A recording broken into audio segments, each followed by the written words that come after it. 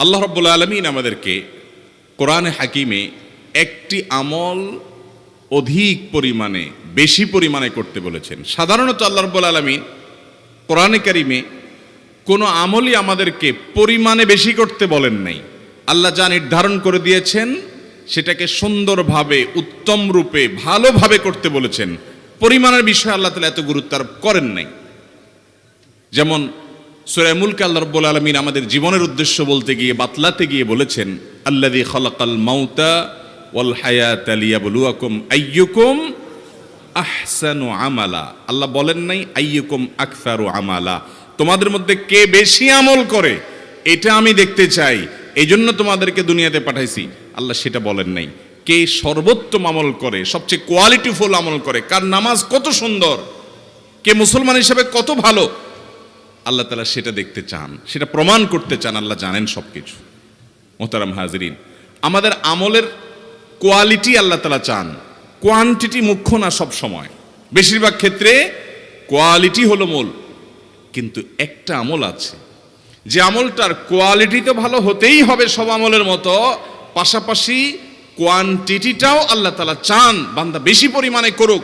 কারণ বান্দার সাথে আল্লাহর যে একটা সম্পর্ক ঈমান আনার ফলে হয়েছে, এই সম্পর্কটা মোবাইলের নেটওয়ার্কের মতো। মোবাইলের নেটওয়ার্কের সাথে তুলনা করা যায়, উপমা দেয়া যায়, দৃষ্টান্ত দেয়া যায়। আপনার মোবাইলের যে সিম আপনার সেটে আছে, টাওয়ারের সাথে এই সিমের কানেকশন যত ভালো হবে তত এটা ব্যবহার করে আপনি শান্তি পাবেন, কথা বলে শান্তি পাবেন, কল করতে আপনার কোনো ডিস্টার্ব হবে না, কল কেটে যাবে না, কথা কেটে কেটে যাবে না, কথা স্মুথলি বলতে পারবেন। যত বেশি টাওয়ারের সাথে এই সিমের নেটওয়ার্কটার কানেকশন মজবুত থাকবে। আমরা সবাই আমাদের রব হিসাবে আমাদের মালিককে, আরশে আজিমের মালিককে স্বীকার করে নিয়েছি। সেই স্বীকৃতির ফলে আল্লাহর সাথে বান্দা হিসাবে আমাদের কানেকশন প্রতি মুহূর্তে যেন থাকে। এই জন্য প্রিয় নবী সাল্লাল্লাহু আলাইহি সাল্লাম প্রতিটা পদে পদে, প্রতিটা কাজে কাজে, প্রতিটা মুহূর্তে মুহূর্তে আমাদেরকে জিকির শিক্ষা দিয়েছেন, দোয়া শিক্ষা দিয়েছেন। ইমানদারের জীবনে এমন একটি পদক্ষেপও নাই, এমন একটি কাজও নাই যেই কাজে কোনো না কোনো দোয়া নবী করিম সাল্লাল্লাহু আলাইহি সাল্লাম শিক্ষা দেন নাই, এমন কোনো কাজ নাই। সেই দোয়া, সেই জিকির সম্পর্কে আল্লাহ তাআলা কোরআনে বলেছেন, ইয়া আইয়ুহাল্লাযীনা আমানু, হে ওই সকল লোকেরা যারা ঈমান এনেছো, যারা মহান সত্তা রব্বুল আলামিনকে রব হিসাবে স্বীকৃতি দিয়েছো, সাক্ষ্য দিয়েছো, ঈমান এনেছো, কানেক্টেড হয়েছো, উযকুরুল্লাহ যিকরান কাসীরা, তোমরা আল্লাহর জিকির করো অধিক পরিমাণে, বেশি পরিমাণে। সাধারণ না অন্য আমলের মতো, জিকিরের পরিমাণটা হতে হবে সবচাইতে বেশি। আল্লাহ বলেন না কোরআনে কোথাও তোমরা বেশি বেশি নামাজ পড়ো। 5 ওয়াক্ত নামাজের পর নফল নামাজ বেশি পড়লে ভালো, কিন্তু আল্লাহ তাআলা আলাদা করে বলেন না যে নামাজের রাকাতের সংখ্যা অনেক বেশি করো।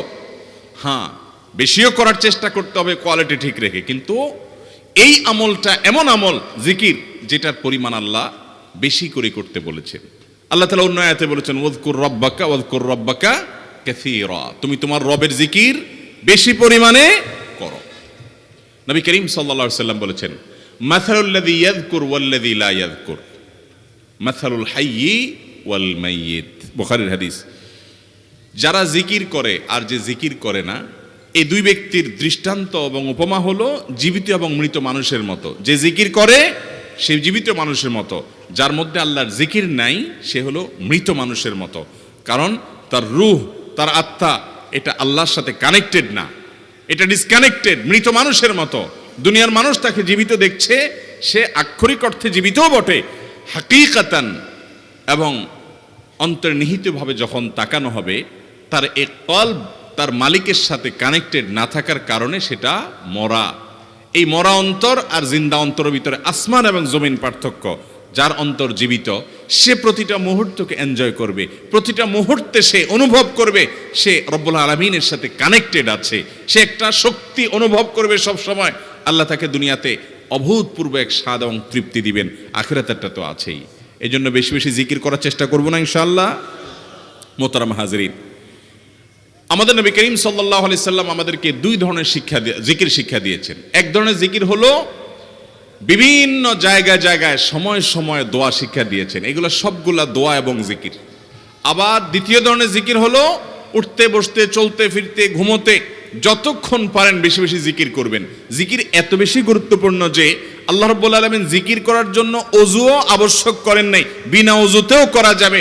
এমনকি গোসল ফরজ হয়েছে, জিকির চলবে। জিকির নিষেধ, মাসিক অবস্থায় মা বোনরা নামাজ পড়বেন না, রোজা রাখবেন না, কিন্তু জিকির অব্যাহত থাকবে। কারণ জিকির ছাড়া ইমানদার তো টিকতেই পারে না, ডিসকানেক্টেড হয়ে যাবে, তার রূহ মরে যাবে। এই জন্য সবসময় যেন বান্দা জিকির করতে পারে, কোরআন তেলাওয়াত এটা মুখস্থ করতে পারে। কোরআন স্পর্শ করতে গেলে ওযু লাগবে বিশুদ্ধ বর্ণ অনুযায়ী এবং সকল ফুকাহা একরামের মত অনুযায়ী। কিন্তু জিকির করার জন্য, তাসবিহ তেলাওয়াতের জন্য, মুখে উচ্চারণ এবং পাঠের জন্য ওযুর প্রয়োজন। কারণ এটা এত জরুরি যে ওযু করে কুলামে না বান্দা, যাতে ওযু অবস্থায়ও করে, বিনা ওযুতেও করে, সব সময় যেন করে। মুহতারাম হাজিরিন, আমাদের বেশিরভাগ মুসলমানদের অবস্থা হলো আজকাল যে নবী করিম সাল্লাল্লাহু আলাইহি সাল্লামের জিকির, যখন তিনি যে জিকির বা দোয়া করতেন, আমাদের দেশের বেশিরভাগ মুসলমান ভাইরা তার 100 ভাগের 1 ভাগ জিকির সম্পর্কেও আমরা ওয়াকিফ হাল না, জানি না, আমল তো পরের কথা। আমাদের নবী করিম সাল্লাল্লাহু আলাইহি সাল্লাম খাওয়ার শুরুতে আল্লাহর জিকির করতেন না করতেন না? কি বলে খেতেন? বিসমিল্লাহ। খাবার শেষে তিনি দোয়া পড়তেন না পড়তেন না? তিনি যখন ঘুমোতে যাইতেন দোয়া করতেন না?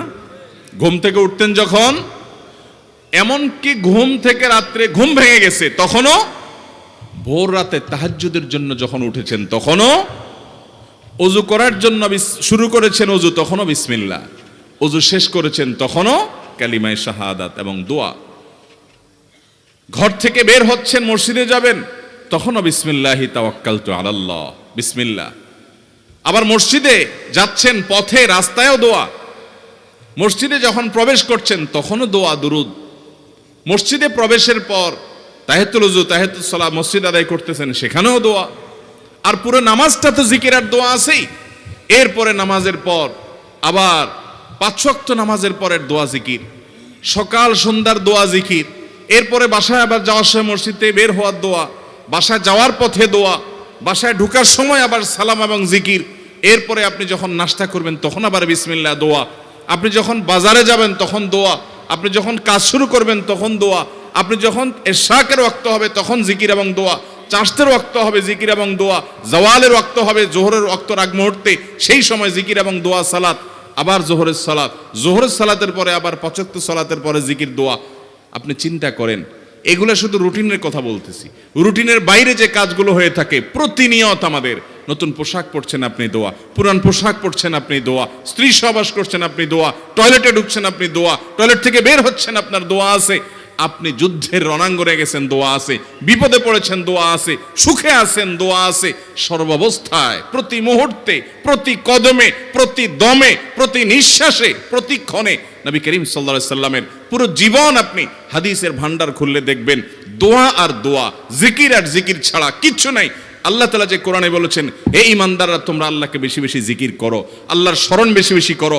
আল্লাহর স্মরণ বাজারে গেলে তখনও থাকবে, ব্যবসা করব তখনও থাকবে, চাকরি করব তখনও থাকবে, ঘুমাবো তখনও থাকবে, ঘুম ভেঙে যাবে তখনও থাকবে, ওযু করতে যাব তখনও থাকবে, গোসল করতে যাব তখনও থাকবে, মসজিদে প্রবেশ করব তখনও থাকবে, কারোর সাথে সাক্ষাৎ হবে তখনও থাকবে, মুসাফা করব তখনও থাকবে, মুআনাকা করব তখনও থাকবে, স্ত্রী সহবাস করব তখনও থাকবে, খাওয়া দাওয়া করব তখনও থাকবে, টয়লেটে যেতে বের হতেও থাকবে। এমন কোন সময় থাকবে না মুসলমানের যে আল্লাহর জিকির, আল্লাহর স্মরণ, দোয়া থাকবে না। মুহতারাম হাজিরিন, এভাবে যদি শুধুমাত্র নবী করিম সাল্লাল্লাহু আলাইহি সাল্লামের জিকির এবং দোয়ার কি রুটিন ছিল, কিভাবে তিনি প্রতিটা পদে পদে কোন কোন দোয়া জিকির করতেন, ঘন্টাকে ঘন্টা বলে শেষ করা যাবে না। এত পরিমাণ দোয়া জিকির করতেন। এর কয়টা আমরা প্রতিনিয়ত সারা দিন 24 ঘন্টা সবাই নিয়মিত আমল করি, হিসেব করলে খুব বেশি একটা পাওয়া যাবে আমাদের জীবনে? আহা, অথচ আমরা নিজেদেরকে মুসলমান দাবি করছি। অতএব ওই যে আমার আগের করা চুক্তি অনুযায়ী কাল থেকে ইনশাআল্লাহ কিছু কিছু দোয়া, কিছু কিছু জিকির আমরা অন্তত পাঠ করা সুন্নাহ অনুযায়ী, হাদিসের বর্ণনা অনুযায়ী শুরু করব তো ইনশাআল্লাহ। আল্লাহ তাআলা আমাদেরকে তৌফিক দান করুন।